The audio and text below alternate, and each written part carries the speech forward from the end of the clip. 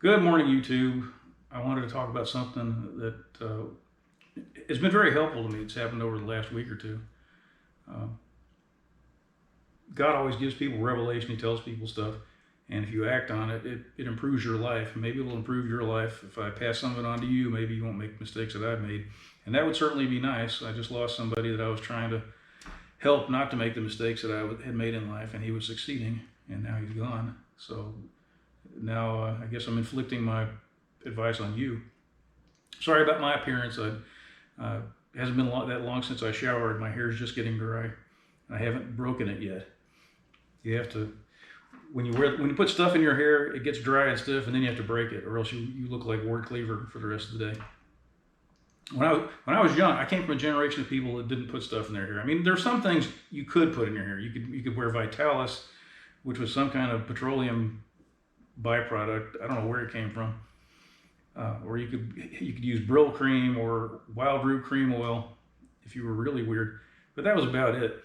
And when gel started coming out, I had concerns that it would change my orientation, and it just wasn't right for a man to put stuff in his hair. But my hair has no respect for any type of order. It just does whatever it wants. And I finally gave in when I was approaching middle age many, many decades ago. And I started putting stuff on my hair. So you have to wait until it dries, and then you kind of do this, and you break it, and hopefully after that it looks a little bit more normal. So what do I want to talk about today? I wanted to talk about my revelation. Also, I finally got an AR-15. I put that behind me. I guess it may be considered tasteless to some people, by some people, to talk about getting an AR-15 during a time of rioting and leftist uprising, anti-Christian uprising. Fortunately, I don't have to answer to those people right now at this point in my life. Maybe later, I don't know. I don't work for a law firm. I don't have a regular job. It's terrible the things they're doing to people now. I mean, especially if you work at places like universities. If you don't get totally behind the rioters, you can lose your job.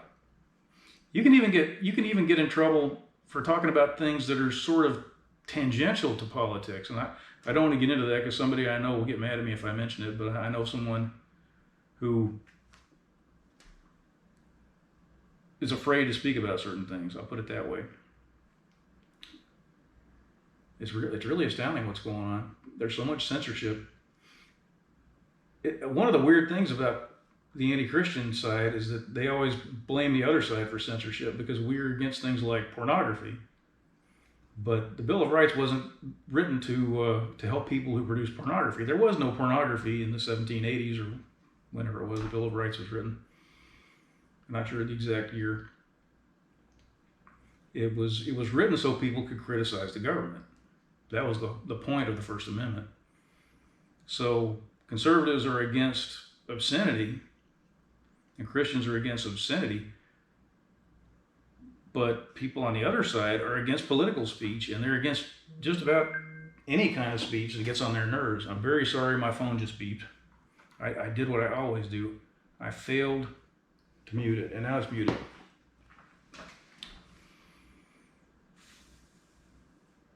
I'll tell you an interesting thing about people on the left. They're doing something very, very dangerous now. The anti-Christians they've decided that language is violence. Now, historically, I'm just telling you as a lawyer, for hundreds of years at least, the standard has been violence is one thing and words are another.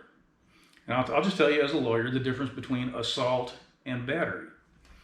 There are jurisdictions now that confuse the issue. They'll actually charge you with assault if you hit somebody or harm them physically.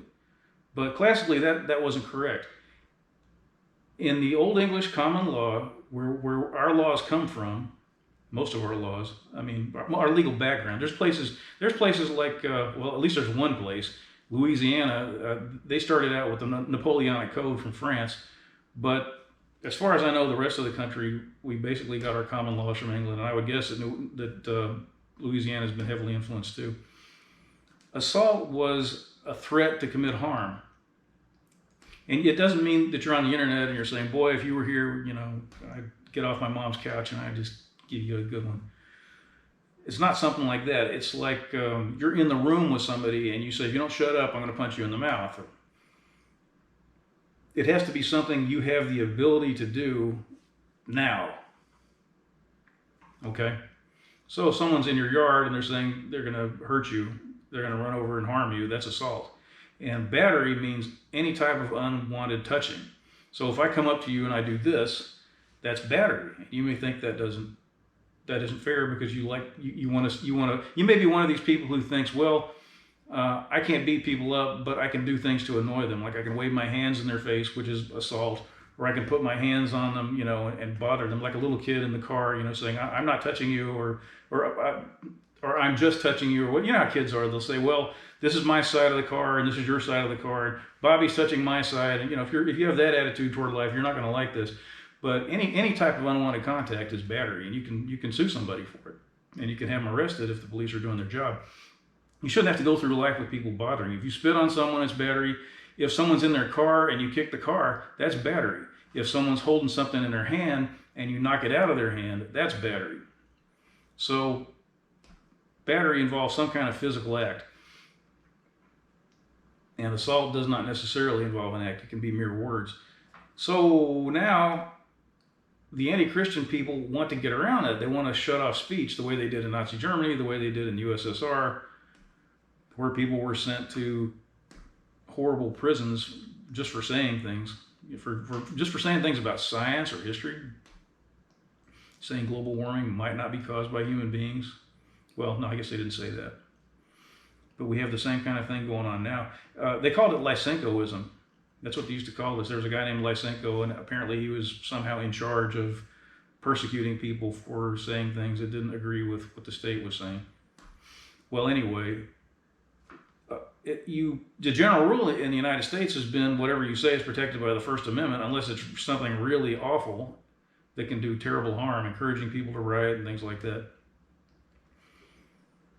And the anti-Christian people need to change that if they want to take over. So they're saying that words are violence. That's a really scary thing.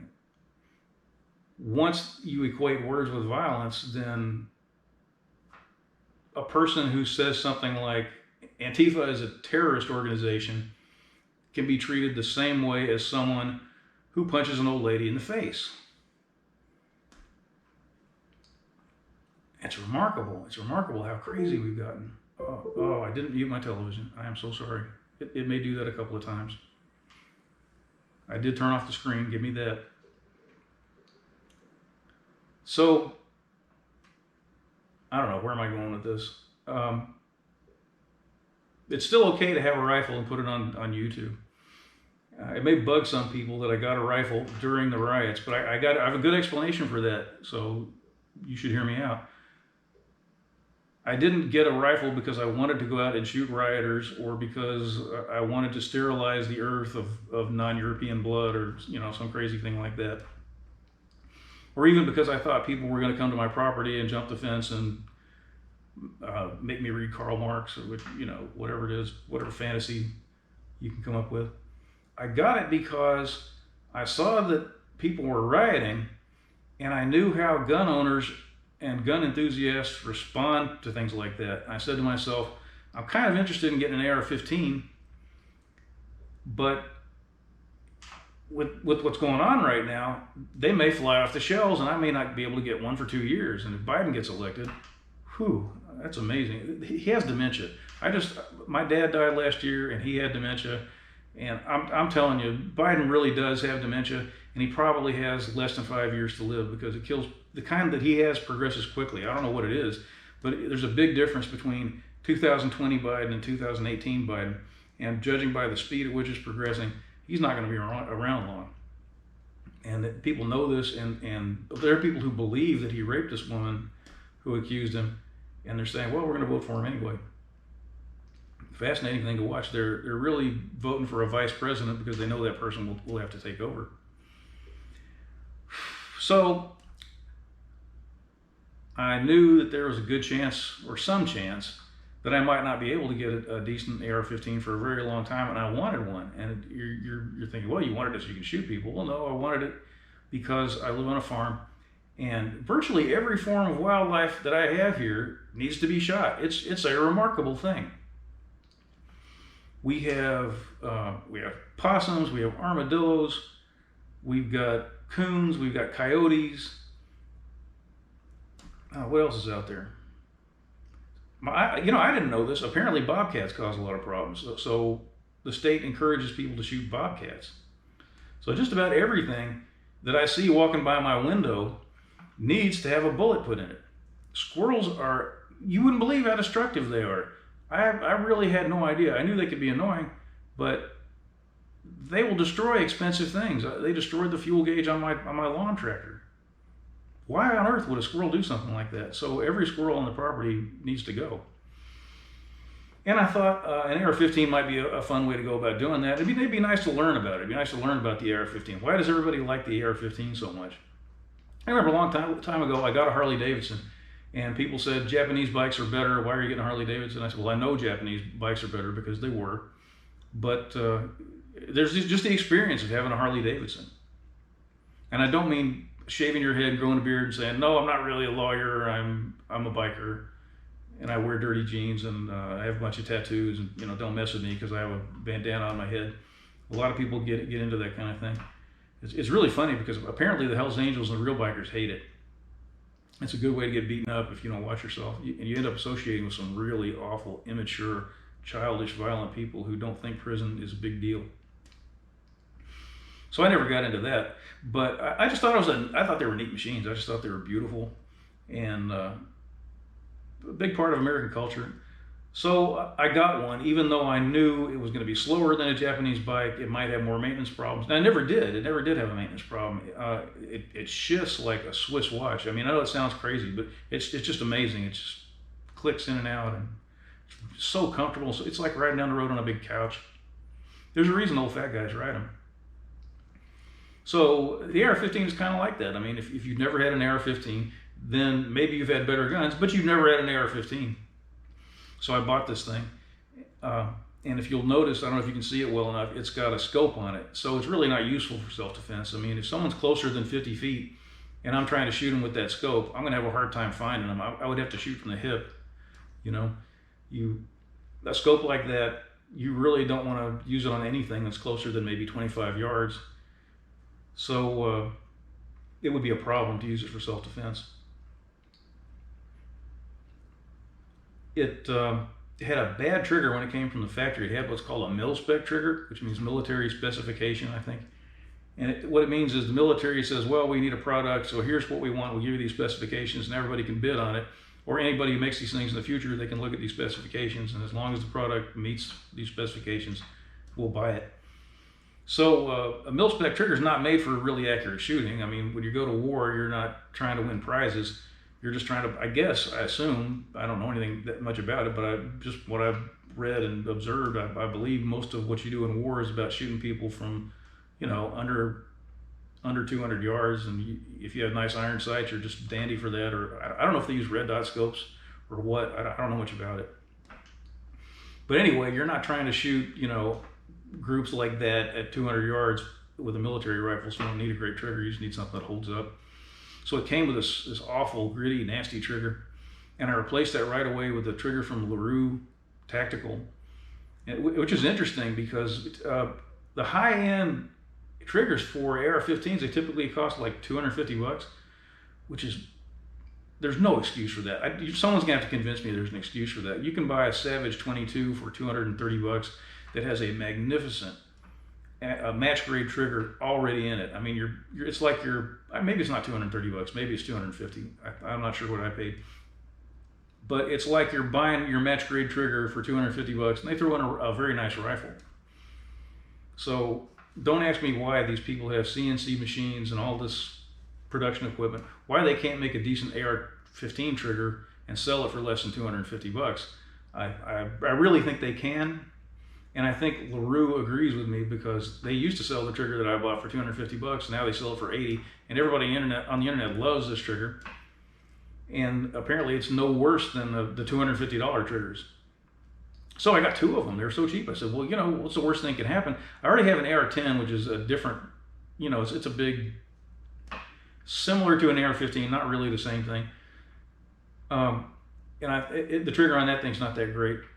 And I thought, well, I'll just get 2 of these things. I'll be out $160 plus shipping and tax and whatever. And if I really hate it, it's not that big a deal. It's not that big a loss. So I put that on it. And that's about all I've done to it. I had to buy short magazines because I wanted to shoot using a rest. And if you have a big long magazine, it gets in the way. You can't lower the rifle down to the table. So I did get my AR-15. Yes, it was because of the riots. No, it's not because I want to shoot people who are in the riots. It's because I want to shoot little animals that cause me annoyance and grief and expense. Pests. But I know to a lot of people that doesn't sound much better.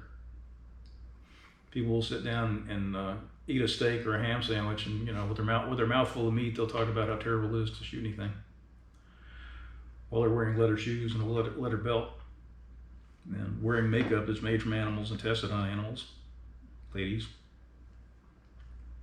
I'll tell you what, there's no animal on earth that's safe from women's fashion. I mean, I guess that's not as true today as it used to be, but boy, I'll tell you what, snakes, lizards. There's a bird called the great auk, which is like a giant penguin, and it's gone because women like the feathers for their hats. So I don't know, women can be pretty self-righteous about stuff like that. So that's the story of my AR-15. I took it out yesterday, and I tried to shoot it a couple of times. There were it rained, and there were mechanical problems, and I had problems with the giant magazine. And I took it out yesterday and shot it. I shot, I guess, like 60 rounds through it finally. And I was shooting at 58 yards. And if you're wondering why I shot at 58 yards, it's because there was no shade at 50 yards. So there was a nice little area of shade at 58 yards, and that's where I set up. And I was trying to zero the scope. And I really had a lot of problems. I was shooting this stuff. I got the stuff when I bought the rifle. It's called Norma Tactical 55 grain full metal jacket ammunition. I shot this stuff thinking, I bought it and I said to myself, well, I just need something to put in the gun so I can get started shooting, and I'll find something better later and I'll reload for it and all that. I thought surely it'll shoot like 2 MOA. I mean, that'll be good enough to get started. So I took the stuff out and shot it yesterday, and I'm pretty sure that I was shooting about 5 minutes of angle. Am I saying that right? Sometimes I say moments of angle and I get confused. So it was a little hard to tell because I was messing up the target so badly, but I believe I was shooting about like this, at 58 yards, which in my opinion is atrocious. Because I do better than that, a lot better than that, with a 22 with random ammunition off the shelf from, I was going to say Kmart, but they don't have anything like that. Kmart's gone, isn't it? Anyway, when I was a kid, you could walk into Kmart and say, I would like 3 44 Magnum pistols, please. And they would say, okay, give me your credit card, and then you'd walk out. And then Kmart gave all that stuff up, and then Kmart, I guess, disappeared. It's very sad. I lived in a time that would really freak out the snowflakes. So I shot this stuff, and that's the best I did. It was like 5 minutes of angle, and I was really perturbed because I had this hope. Sometimes these guns turn out to be really accurate, and I don't think the barrels are really the problem most of the time. Usually it's the trigger and the rest and your skills and so on. But I shoot reasonably well, and I thought I should have done a lot better than this. So I took out my 204 Ruger that I got a long time ago for shooting coyotes. I've never been able to lure a coyote in to shoot it, which is sad. Somebody's out there saying, oh, coyotes, they're so cute, they're like little puppies. But they tear up calves, they tear up sheep, they tear up chickens, they tear up puppies and kittens, whatever they can get a hold of. They're very bad. So I got this 204 Ruger, which is a very accurate rifle, and I pulled it out yesterday. This thing, you can basically sit around all day at 50 yards and, put your bullets into an area this big. So something's going on with the AR-15. It's not just me. I'm hoping to fix it. I don't know exactly what's happening. It doesn't seem to be it doesn't seem to get along with my rest very well. My rest is a Home Depot. My shooting bench is a Home Depot table, and I got this terrible little gun rest, this little Caldwell Rock Junior rest, which is the cheapest one I could get. And it doesn't go low enough. It doesn't go high enough. I mean, it would be fine if you could adjust it, if it had any kind of range of adjustment, but it just doesn't. So sometimes you're really trying to hold the rifle down, or you're really trying to hold it up, and it screws up your accuracy. But I also learned that my Home Depot table, if you put your hand down on the table after you've put your crosshairs where you want them, the crosshairs will move an inch. So I really got to think about building a better bench. I do look forward to getting this thing working. I've seen people on the internet shooting one minute of angle with AR-15s. It's not a fairy tale. It's not a fantasy. So hopefully I can get that done. And I really would like to pop some of these coyotes because they're just horrible. And I would like to shoot squirrels with an AR-15. Not that you need an AR-15 to shoot squirrels. I just like to use the AR-15. And I no longer eat squirrels because they're so small and it takes so long to clean them. They're good. They taste like chicken thighs, except a little bit better. So what's the revelation God gave me? It's basically about my attitude. And I guess what I should say is, well, I'll tell you what I call it. He's given me what I think of as the immigrant, orphan, warrior attitude. And I don't know if some people may hear that and they'll say, "Oh, he's all for warriors. He's behind the social justice warriors," or they might say, "Oh, he wants to pick up his AR-15 and shoot leftists." No, that's not what it's about. And if you think when I say it's an immigrant attitude, it means I'm for open borders and everybody can just come in and do whatever they want. No. A lot of people come to the United States for the wrong reasons. There's a lot of people that hate America that come here. And they perform acts of terrorism, and they're just here to make money. They dislike us, and they'll actually create neighborhoods where they reject our culture. And instead of trying to, they come to places with inferior cultures that are toxic. That's why they come here, because they have problems where they live. And then sometimes they come here and they try to force their inferior toxic culture on us, and that's really bad.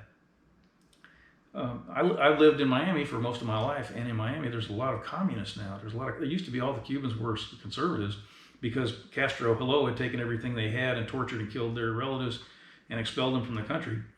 So they were conservative. But as more and more, as things loosened up, more and more Cubans came over for economic reasons, and they were still communists, which is crazy. Why are you here? If communism is so great, shouldn't you be over there in the workers' paradise? So I'm very familiar I'm very familiar with the notion of an immigrant who comes to America yet hates America, and they are out there. So I'm not saying that I stand for everything immigrants stand for, but there's one very good thing about almost all immigrants, and that is they appreciate what they have here. They make more money. They live in greater safety. Educational opportunities are better. Medical care is better. It was better even before Obamacare. There was a story that I read a long time ago, Reader's Digest or something, I don't remember, but someone was hosting a visitor from Russia, and this Russian lady was a communist, and she kept saying, Russia's great for this reason, and Russia's great for that reason, America stinks, I can't believe you people like this place. And she was full of it, because Russia was a terrible place of torment and humiliation. So she kept going on with this stuff. And then one day in winter, they took her to a grocery store, a typical American grocery store. And she looked around and she saw all this fresh food, fresh vegetables and fresh fruit in the middle of winter. And she started crying. She couldn't control herself. So immigrants understand that America is wonderful. Am I saying this to make you think America is wonderful? No. I'm saying there are people who appreciate things, and that's very important. I grew up here and didn't appreciate America at all. Never thought about military service. Once I thought about it when I was in my late 20s, but it was too late. I complained a lot, and I didn't really feel like getting down on my face every day, which I do now, and saying thank you for putting me in this place. So I guess what I'm saying is, if you have a situation, not necessarily the country in which you live in or anything related to that, but if you have a situation in your life that's really good compared to what most other people have, you ought to appreciate it. You ought to be thankful for it, and you shouldn't grumble and complain. It's very important to expose evil. I've been part of a lot of cultures, and when I say cultures, I don't mean big cultures. I mean like churches and, you know, places where people work together. I've been a part of cultures where people were supposed to bury their head in the sand and say everything was wonderful all the time. And I found out it's very important to expose evil and problems. It won't make you popular, but you should do it. But you shouldn't conflate that with grumbling and belly aching and whining. Those things are not good. You should still appreciate what you have. Maybe you don't have the greatest boss in the world, but you live in the United States of America. You have a job that pays a tremendous amount compared to what people get in most countries overseas. You live in safety. You know, maybe you have good health. Maybe you have a nice house. Maybe you have a nice family. Shut up. You know, I mean, okay, there are problems, but it doesn't mean you shouldn't be very grateful every day. Maybe you don't have the best car in the world. Maybe you don't have the best house in the world.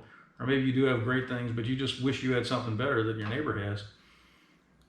Every time you look at things that you have, you should say to yourself, you should have the feeling that you're looking at it for the first time. When you drive your car, you should feel like you're driving it off the lot, brand new, every day. You know how you feel when you have a new car? You should feel that way every day. Why should that change? And I haven't always had that. I've been grumbling and complaining about things. Living in the greatest country in the world, excellent health. God blessed me with a lot of intelligence and a lot of talents. I mean, I had a lot of problems, no doubt about it, but I had so much to be grateful for, and I just grumbled and whined. I had a full ride to an Ivy League university. Columbia University invited me. They sent me a letter after I took the SATs and said, we would like you to come and, you know, be an English major, which is a dumb idea, but here at Columbia, the chairman of the English department sent me that letter and said, please apply. So I applied and I got in. And then when I got there and I had a full ride, my parents paid my bills without questioning. Until there were certain issues with my dad later on, because he was kind of a problem.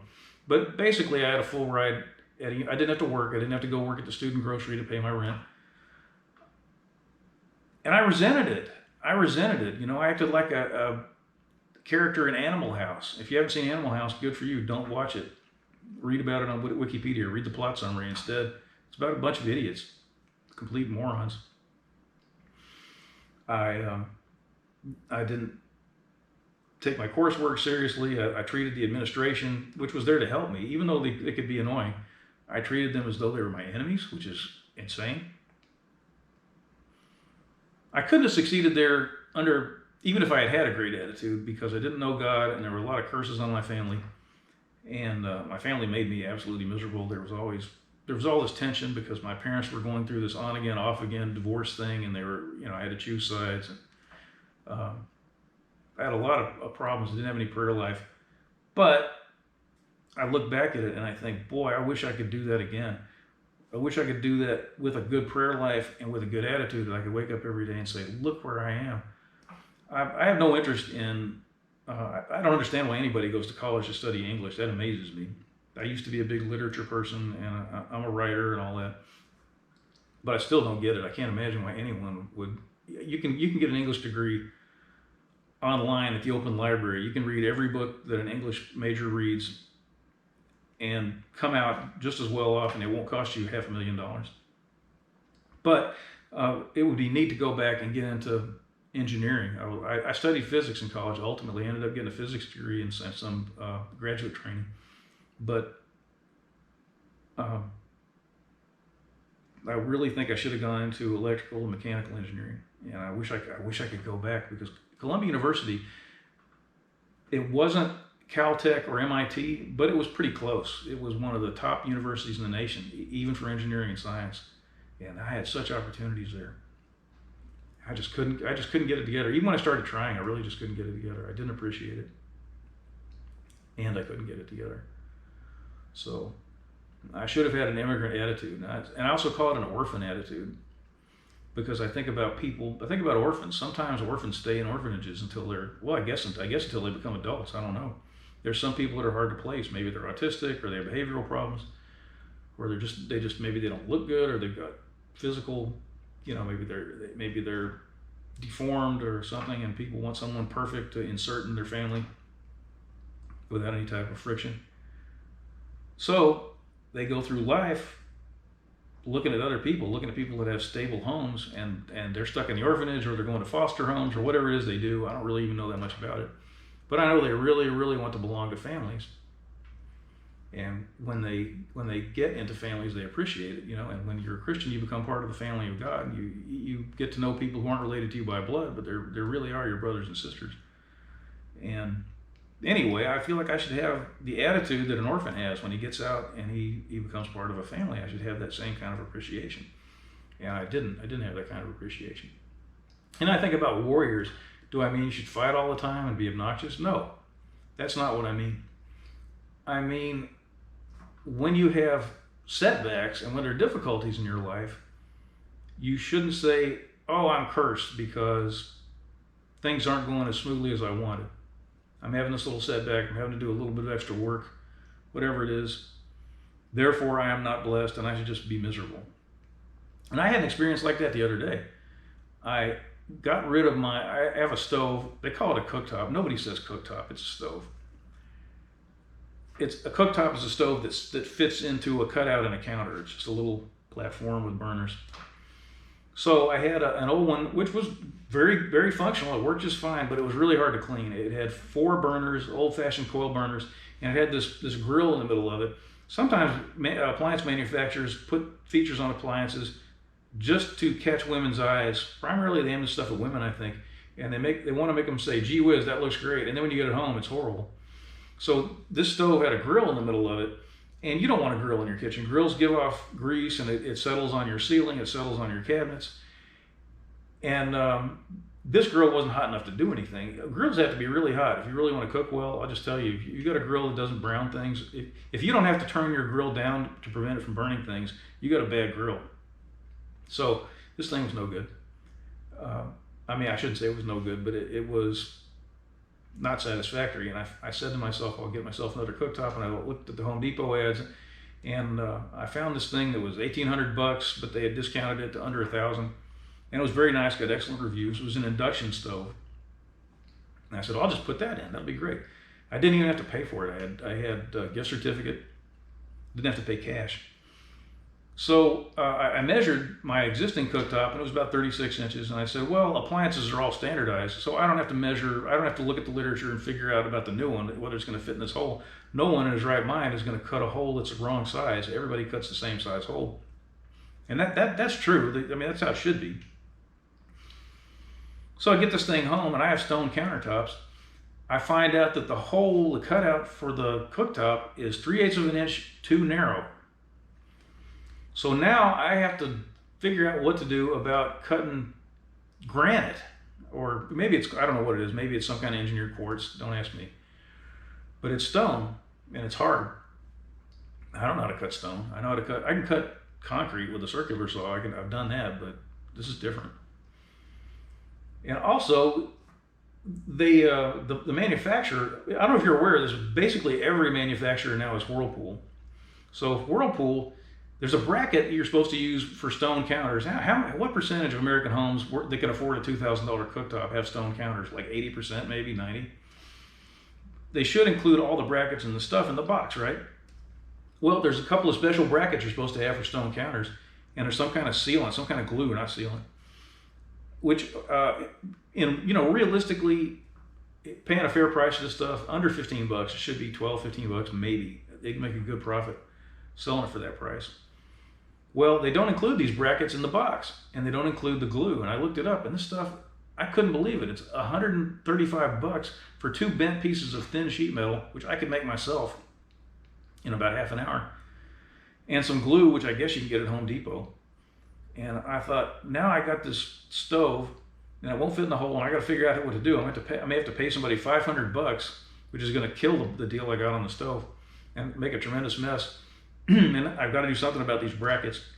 And I just felt I was so put upon. Things were so awful in my life because I had this $1,800 appliance, and it was going to make me work a little bit.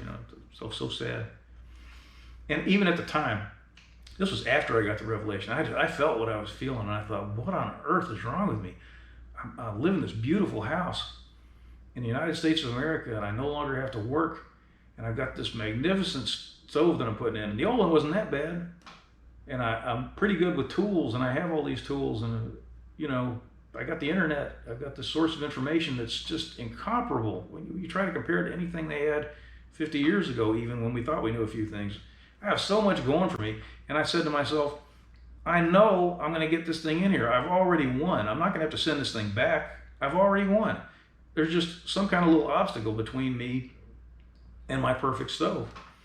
And I didn't like the way I felt. I was upset with myself, and I kept apologizing to God and saying, this is not me anymore. You gave me a revelation. So when you look at your problems in life, you have to take a warrior's mindset. You have to say to yourself, the fact that there's some kind of little obstacle or obstruction or difficulty doesn't mean anything, especially when you know that you're going to win. I knew I was going to win. I was never in any danger of not having a new stove. So I apologized to God and I asked him for help. And it makes a big difference. I've had experiences where I've been over people, like I've paid people to do things, or like when I was an armor bearer at church, I used to sometimes have to tell people what to do. And I know what it's like to manage people a little bit. And one of the most annoying, awful things that you can go through when it comes to a management experience is dealing with people that have a bad attitude. People who don't appreciate getting a job, they don't want to do a good job, all they think about is the check, and they look at the clock all day, they complain and whine constantly, they undercut you. People make fun of their bosses. They do all. Have you ever seen the Cane Mutiny? It's all about this kind of thing. People think it's about what a bad Captain Humphrey Bogart was, but it's not. It's about what bad officers he had under him. So it's extremely annoying and discouraging to deal with. I'll just call them employees. I'll just lump them all into the category of employees. It's terrible to deal with people like that. It's terrible to do things for people and have them punish you for it. Have them complain or to be lazy. I paid people to do things that I was trying to help them, and I paid them to do things that I could do faster alone. And they were lazy, and they argued and fought and cried and complained. I just didn't want to deal with it anymore because I felt like I was just being abused for putting myself out. And I realized I've been that way with God most of my life. I've been like those whiny people that are hard to deal with. And I feel terrible about it because I believe God cuts off your blessings when you have that attitude. Not so much for punishment, but because it's just not rewarding to him. Why should he keep pouring things into you when all you can do is complain? When you're criticizing good things that he has suffered to give you. When you have the other situation, the opposite situation, when you have, again, I'll call them employees. I mean, they could be your children, it could be anyone. When you have employees that cooperate and they're grateful and they try to do a little more than they have to, you want to do as much as you can for those people. You look for ways to help them and improve, and if there's any kind of promotion available, you want to give it to those people. And you think to yourself, I'm so blessed to have them. And I think God is the same way. There's a story in Luke, I don't know if it's in the other Gospels, but it's in Luke. It's a parable that Jesus told, and he said there was a man who had a tree that didn't produce. It was a fig tree. People say this is a parable for Israel. I don't know if that's true or not. I think it's a parable for everyone who isn't grateful or productive. But this man had a fig tree, and he told his servant to get rid of it because it didn't produce figs. And the servant said, well, give me a year, and I'll put manure around it, and I'll take care of it. And then if it doesn't produce anything during that year, we'll cut it and burn it. And I think Jesus was telling people that so he would understand that they had to be grateful. They had to show some appreciation. They had to honor those that help them. You don't want to be burned and thrown into the fire. And I don't know if this was strictly intended to be about the Jews in Israel. I don't think that it was. But it certainly does have application to the Jewish people, because if you look at the Bible, many, many times they got very arrogant and ungrateful and ended up in real trouble for it. God was no longer able to bless them, so bad things happened to them. The Babylonians took over, the Greeks took over, the Romans took over, the Philistines took over. They were supposed to rule the Middle East, and yet they ended up subjugated to these awful, backward, poisonous people, pagans. I think life is like that. Well, I'm sorry. I was going to say when their Messiah finally came, most of them didn't get the Messiah. They had no gratitude. They had this bad attitude ingrained in them. And so what happened? God ended up giving the Messiah, for the most part, to Gentiles because they were grateful. To them, it was like buying a new car. You know, to the Jews, it was something different. It wasn't what they wanted. He wasn't the Messiah they wanted. He didn't have all the options they wanted. He didn't agree to kill all the Romans instantly. He didn't agree to put Israel on top and instantly bring about an age of peace and joy and happiness and healing. He wasn't willing to be the kind of Messiah they would have designed. So they pushed him away. And we do the same thing to Jesus now. Gentiles do the same thing to Jesus now. We say, oh, we're so much better than the Jews. We're not like them. We know better. And we do the same thing. We're not grateful. We think of Jesus as like a genie or a life coach, somebody who's supposed to come along and fix all our problems. Meanwhile, we still fornicate. We're still arrogant. We dabble in things like astrology and witchcraft and yoga and, every type of paganism. We use drugs. We drink too much. We're nasty to other people. We have no humility. So we're the same. And this Antifa BLM thing, that's completely about being ungrateful and not having the immigrant or orphan or warrior attitude. They call these people social justice warriors. They're just whiners. They're just vandals. They don't appreciate anything. What they're doing is based largely on racism and largely on classism. They hate people who have anything, people who've worked hard and prayed and submitted to God. A lot of them hate white people. And they even hate liberal white people who say they're on their sides. A lot of liberal white people have been attacked and hurt during these riots. They come out and they say, yeah, we're with you, and they get a brick in the face. So a lot of this stuff, this anti-Christian rioting stuff, is rooted in bad attitudes. So you should have a good attitude, and you should be a positive thinker. It always irks me when Christian preachers emphasize positive thinking too much and they become motivational speakers. Because number one, they're not very good about it. Number two, it's not what the gospel is all about. The gospel is supernatural. It's about spirits and supernatural power. And it's about repentance and so forth. It's not about feeling really good about yourself every day, even though you do nothing for God. I always say if you want somebody like that, don't go to a preacher. Go to Anthony Robbins because he does it much, much better, and he won't take 10% of your income. So, but positive thinking, it is important. It is part of Christian life. When your expensive stove shows up, you shouldn't moan because you have to go to Home Depot and spend $25 on a diamond wheel, and because you have to throw dust all over your house and then spend two days cleaning it up.